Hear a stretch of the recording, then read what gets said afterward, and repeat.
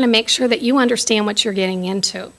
And as we move along in the process of the research study, if new risks come up, we're absolutely legally bound to tell you what those new risks are. Most importantly, for anybody that's never done research, or even you frequent flyers out there, your health, your well-being is the most important thing. The study always takes a second seat to who you are and your health. So when you come into our study, in STARS 1, we learned that you felt safe and well cared for. You're safe and well cared for because we really care about you as people. When patients participate in research, they're given 2 cell phones. One for me and one for Zoe. You can call us 24 hours a day, 7 days a week. And we are your conduit to your clinical team. If you're sick, we will help facilitate that because we need to make sure you're okay. So we're going to make sure that you know what the risks are. Also, benefits. Maybe you don't feel that there are any benefits, and we're the first ones to tell you straight away, there may be no benefit. We don't know. When the early Pulmozyme trials started, did we know? We thought. That was a basic biology kind of thing. But when we took it into patients, was there going to be a benefit? We're not so sure. You're going to get close follow-up. We guarantee that. Some people do research just because it makes them feel good, and I think that's fantastic. And maybe you'll do research just because you can, because you do have CF, and maybe you have a little extra time right now. You're in between jobs, or you're going to work less hard. Maybe it's just something to consider. I will say this before I move on. If we didn't have people, our frequent flyers do research, we wouldn't have Pulmozyme. We wouldn't have Toby. We wouldn't have Vertex. Those are the things that I think we need to keep in mind and keep in a perspective. So some ways to find out about research studies. This is our Stanford CF website. There's a page dedicated to research. There's articles in there about research participation, what your responsibilities would be. What are the different phases of research? We throw around phase 1 through 4. We talk about observational trials. We talk about interventional trials. All of that stuff is up there. There's a place where you can look and see, what is the FDA? What does the FDA do? All those kinds of things that are very informational for you. I'm going to do a shout out for our Facebook page. If you haven't visited, we'd love you to visit it. Our people work really hard to make sure that you know what's going on at Stanford. I'm going to just take a moment and point out the rest of our team. There's Dr. Moss, Dr. Mohabir from the adult side. Dr. Mila is not in this picture, but he's the center director. Here's Jackie Zerbes. She runs the newborn program. Kathy Hernandez is fabulous. She does all of our, she's our non-biased interviewer. She does the database stuff. And Cassie Everson, who works with us, is not in this picture. This came before her. But we're quite a team, and we work really well together. Also, you can check out the cff.org. There's a place where you can look up new and current studies, just a thought. The other place you can go is www.clinicaltrials.gov. Just type in cystic fibrosis. There you'll see all the studies that are running. You'll see who, if we're doing it at Stanford, and I believe you see my name for the ones at Stanford because I'm the full-time person, essentially why that is that way. Oftentimes you'll see that a particular study is up and running. When we close enrollment at our site, it's still on this website. That doesn't mean that we still can put you in the study. When we start a study, we say we're going to do 10 patients. And when we reach 10, it stays up there. So calling me is still okay. I'll put you on a list. If we get to do more patients or we do another study like that, I'd be happy to call you. So please do. So I'd like to take a moment and thank every single CF patient, past, present, and future, who have participated in a research trial, because we need you, and we couldn't do it without you. Here's our contact information. I'm going to buzz through this one and then come back to it and leave it up for questions. But wanted to thank CFRI once again to help us get our message out to the public, and for those people at other centers that would like to participate in research, we do take referrals. We're happy for you to come and join a research team and then go back to your clinical team for further treatment. So please do that as well. And I'll leave this up and take questions if there are any for Zoe or myself. I'm just curious if new developments in home testing has changed what you're able to do, has allowed you, say, to recruit more patients, home spirometry, do you incorporate any of that? Do you use Skype or teleconferences? Is there any way to, say, reduce the number of in-house appearances at your clinic? Just a Really general, good broad questions. question. I think it's kind of a loaded question as well. Lots of good points. So there's a study underway right now being done at several CF centers. It's a big study looking at home monitoring. Can we monitor PFTs at home and get usable data? So it's a huge study. It's a pulmonary exacerbation trial. I personally feel the jury is still out. I'm not sure that that can really happen. What I've seen in the last month or so that we've done the trial is we get a lot of erroneous readings. That's one. Two, all of the studies always look at safety. Safety, safety, safety. So we need people to come to us to have blood draws. Now, some of the longer studies that we've done, once safety has pretty much been established, you could do a lab at your local laboratory. But most often you need to come on in and have procedures do spirometry with us so that we're sure that our machine's calibrated and we've got a baseline and we're comparing you to our baseline. Once again, looking at those labs, sometimes you need to come with us.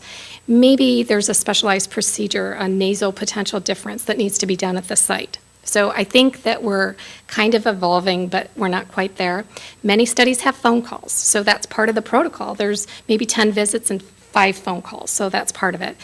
Some of our colleagues in Boston are doing Skyping for consenting only. So that's a very easy study. We want one blood draw. Can we Skype and get consent from you, and then you go to your local physician's office or laboratory and get that blood draw. We have not used Skype here. But it is an interesting thought. Our investigational review board is kind of conservative. So as usual, I think the West Coast would just slip behind a little bit than our East Coast friends. Other questions? I have a series of questions. One, are your opportunities for having people with cystic fibrosis the same, greater, or less now with the CF population? Any difference than 10 years ago? I should probably let the veterans say that. My first thought is that what studies have begun to do is put caps on FEV1 value. So patients that have an FEV1 of greater than, let's just say 90, are not allowed to be in the study so that they can actually see change. And so I think as our patients are living longer, living healthier lives, that has made it a little challenging for us. Zoe, do you have any other thoughts? But how about the overall CF population? Is it actually going down now? Are we seeing drops in, or level, or higher, or what? I mean, they might be discovering more variation, so maybe there's more. I don't know. You know, there's over 2,000 different genotypes now, so there's more patients. And the data that we actually showed you from our STARS, where we looked at the Stanford-only CF population, it was 330 back in 2009, and I think it's over 400-something, 450 now. Close. So a lot of people are actually getting diagnosed now that weren't or wouldn't have been 20 years ago. So I would say that there's more, and there's way more variation. Next question is, you talked about the benefits, and you said you follow very close follow-up, good follow-up. What does that mean? What's good follow-up? What do you mean? Basically, it's a research protocol. They come in, they're going to have monthly visits for the next year, that you have 24/7 phone access to us. We know exactly what's going on pretty much with you. We see your PFTs, we see the blood work. We just we keep close eye on you. We know exactly what's going on. How often do participants actually find out the final results of the research project they were in, and is that a motivator to say, well, gee, this really made a difference? And that one actually is hard, because oftentimes we do a study and then it's like 2 years later that the results come out. We do send everybody a letter that basically says what they got if they were in a drug interventional trial. Did you get placebo? Did you get true study drugs. So we try to follow up, and we're much better about that than we were about 15 years ago when we, oh goodness, it's been 2 years since that study stopped and we've forgotten all about it. But yeah, no, every patient gets a letter now, follow-up, saying what they got. And as far as results go, oftentimes that's presented at our CF Education Day. It's put in our newsletters, general overall results. I think study patients sometimes think, well, I did this study, am I going to know what my sweat chloride levels were?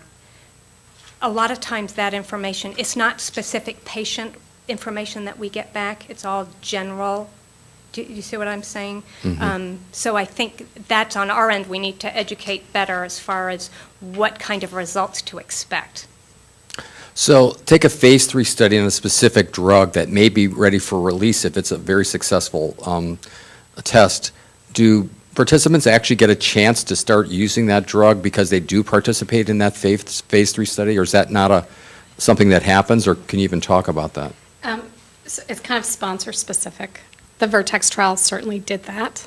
They allowed patients to be on drug, especially when they're in the process of going through the FDA approval process. So it depends kind of on, most studies now, when you do a phase 3, there's called an add-on study. So as those results come in, and our studies are constantly being scrutinized by data monitoring boards, and as that data has been looked at as we move through the study, they'll tell us whether they're planning on doing that add-on. If they're doing an add-on, you're going to get drug.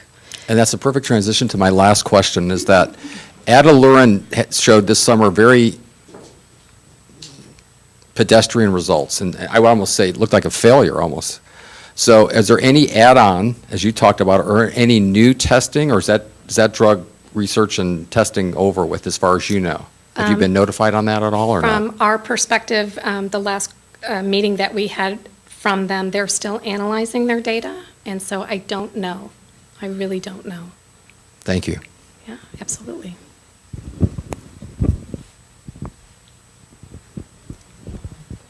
No more questions?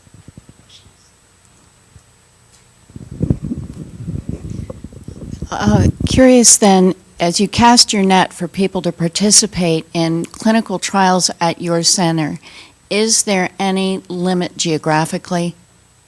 If a person can come to you for a particular trial to follow through with what their responsibilities are, then is there any limit as to where they are?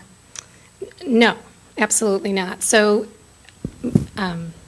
shall I say when we do sponsor-initiated trials, they'll oftentimes help patients come stay with us, stay overnight locally, gas, food, whatever it is.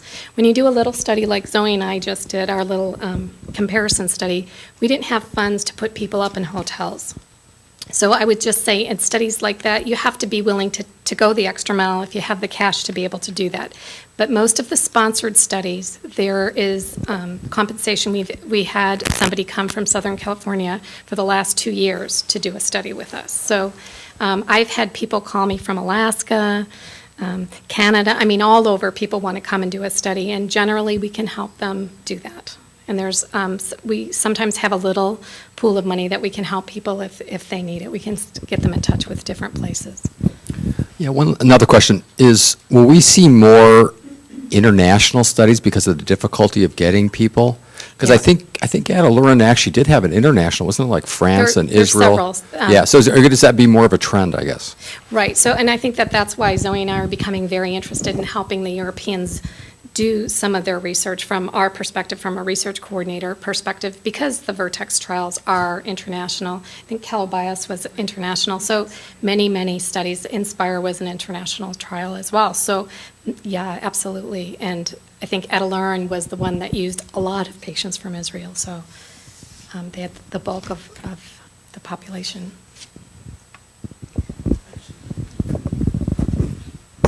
But wouldn't international studies, even though you got international patients to do the studies, how much different is that when an international study is done and it's approved over there because they have different guidelines as opposed to the United States with the FDA, different guidelines.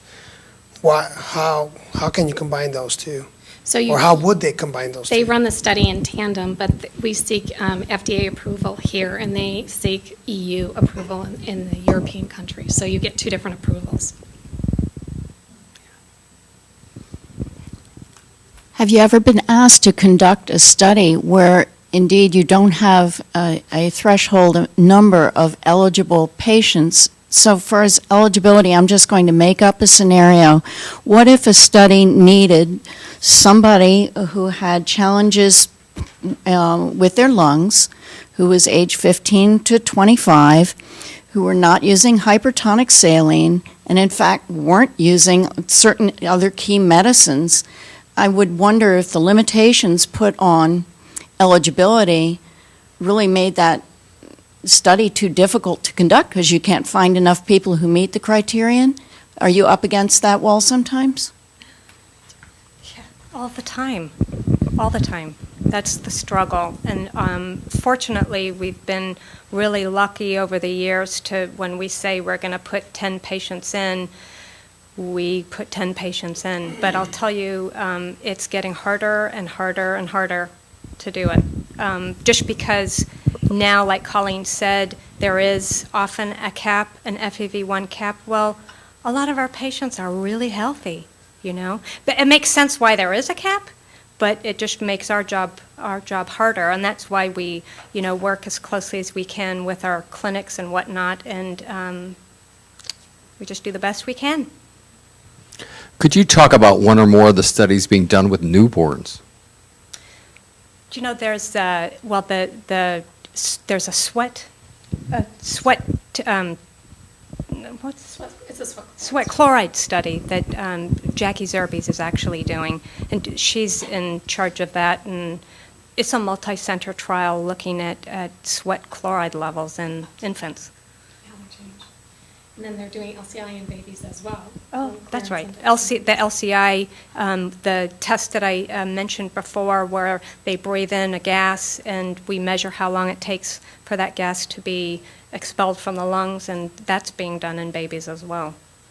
So, and what else? We just finished a study at Stanford called ISIS. It was an infant PFT study looking at hypertonic saline in babies.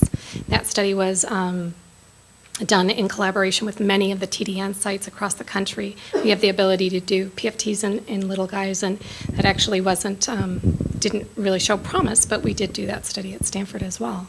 So those are three that I can think of off the top of my head. There are some things that are happening, interestingly enough. So the newborn gets a diagnosis of CF, and then there's a study for the parents to look at their genes and to see what's going on with them. That's being done with the Center for Disease Control. So right now that's something that they're doing as well.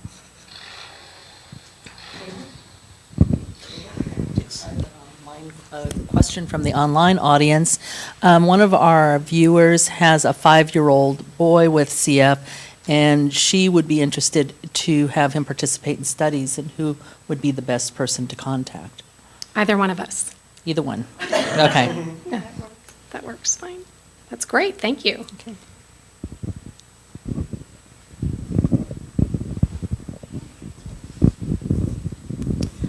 Well, we want to give you a warm thank you.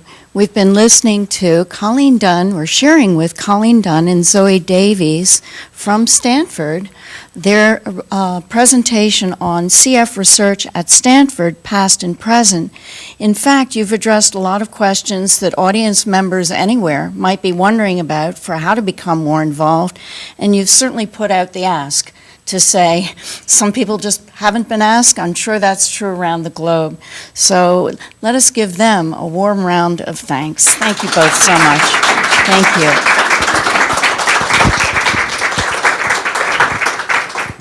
I want to thank you all for coming today and remind you that this presentation is available online, on demand. tune into our CFRI website. If you want to return to some of this information or you want to share it with other people, we have made that possible. Thanks to our AV crew for CFRI Live. And we would appreciate your filling out some evaluation forms before you leave. Take a moment if you want to ask Colleen and Zoe a couple of extra questions, and be ready to join us next month when Dr. Dillon will be talking about postoperative care. After transplant, what helps in your preparations beforehand to bring you the best recovery from really any surgery. So thank you again for coming, and we'll see you next time.